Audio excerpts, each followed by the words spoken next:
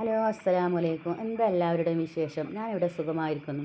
ഇന്ന് ഞാൻ പറയാൻ ഉദ്ദേശിക്കുന്ന കാര്യം കോഴിയെ വളർത്തുന്നത് കൊണ്ട് നമുക്ക് എന്തെല്ലാം ഗുണങ്ങളുണ്ട് എന്ന വിഷയത്തെക്കുറിച്ചാട്ടോ. അപ്പോൾ നമുക്ക് നോക്കിയാലോ എന്തൊക്കെയാണ്. ഒന്നാമതായി നമുക്ക് കൂടുതൽ വരുമാനം കിട്ടും. കോഴിമുട്ടയും കോഴിയെയും വിറ്റ് നമുക്ക് നല്ലൊരു വരുമാനം തന്നെ കിട്ടും. ഇതൊരു പ്രധാന ഗുണം തന്നെയല്ലേ. ഇപ്പോൾ കോഴിക്കും കോഴിമുട്ടക്കും നല്ല മാർക്കറ്റുള്ള സമയമാണ്. ഒരു കോഴിമുട്ടയ്ക്ക് ഏകദേശം 8 രൂപ കൊടുക്കേണ്ടി വരും കടയിൽ. പിന്നെ രണ്ടാമത്തേത് എന്ന് പറയാനുള്ളത് കുറഞ്ഞ ചിലവിൽ വീട്ടുവളപ്പിൽ ആരംഭിക്കാൻ കഴിയുന്ന ഒരു പദ്ധതിയാണ്.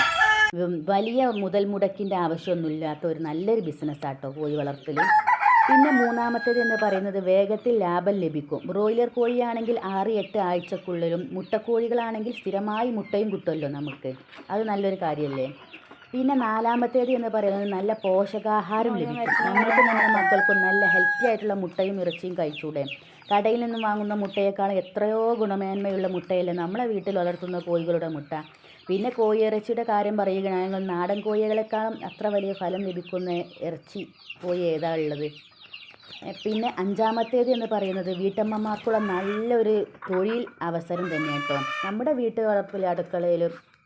നമ്മളെ വീട്ടിൽ അടുക്കളയിൽ ജോലിക്കിടയിൽ കൂടി നടത്തിക്കൊണ്ടു പോകാൻ പറ്റുന്ന നല്ലൊരു തൊഴിൽ തന്നെയാണ്. നമ്മളെ വീട്ടിലെ വേസ്റ്റുകളും ബാക്കിയുള്ള ചോറ് ഇതൊന്നും വെറുതെ കുപ്പയിലേക്ക് എറിയണ്ടല്ലോ.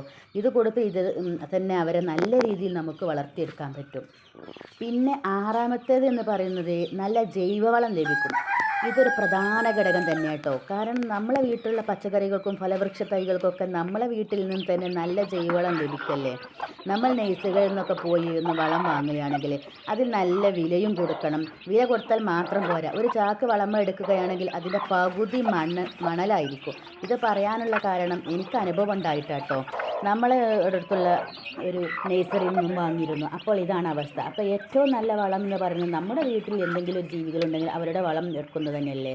പിന്നെ ഏഴാമത്തേത് എന്ന് പറയുന്നത് ചെറിയ സ്ഥലത്ത് നടത്താൻ പറ്റുന്ന ഒരു ബിസിനസ്സാണ്. തോന സ്ഥലത്തിൻ്റെ ആവശ്യമൊന്നുമില്ല. ടെറസിൻ്റെ മുകളിൽ പോലും ഇപ്പോൾ കോഴിക്കൃഷി നടത്തുന്നുണ്ട്. ഭൂമി കുറവുള്ളവർക്ക് അങ്ങനെയും ചെയ്യട്ടോ. ഇതിനിപ്പോൾ 4 സെൻറ്റ് സ്ഥലമുള്ള ആൾക്കാരാണെങ്കിൽ അവർക്ക് നല്ലൊരു കോഴിക്കൂട് വാങ്ങി അതിലിട്ടും വളർത്താം. ശരിയായ പരിപാലനവും തീറ്റ ശുചിത്വവും സമയത്തുള്ള വാക്സിൻ എന്നിവ ഉറപ്പാണെങ്കിൽ കോഴി വളർത്താൻ നല്ലൊരു ലാഭകരമായ പരിപാടി തന്നെ കേട്ടോ. അപ്പോൾ ഇന്നത്തെ വീഡിയോ ഇത്രയുള്ളൂ. വീഡിയോ ഇഷ്ടപ്പെട്ടാൽ സബ്സ്ക്രൈബ്